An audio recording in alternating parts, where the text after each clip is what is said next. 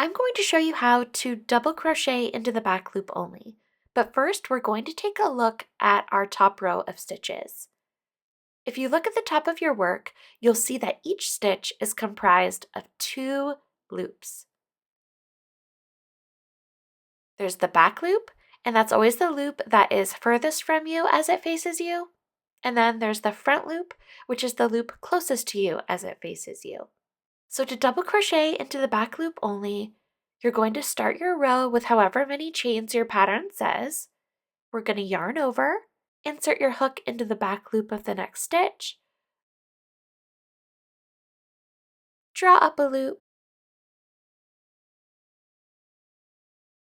yarn over, pull through 2 loops, yarn over, and pull through 2 loops.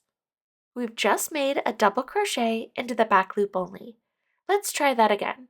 Yarn over, insert your hook into the back loop only of the next stitch, draw up a loop, yarn over, pull through 2 loops, yarn over, and pull through 2 loops. And that's it. Let's try that again.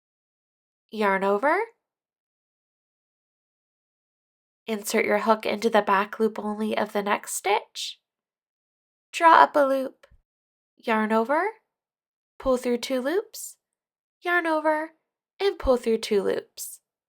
The more you do it, the more fluid you'll get, but this is how you double crochet into the back loop only. You'll repeat this for as many times as your pattern tells you.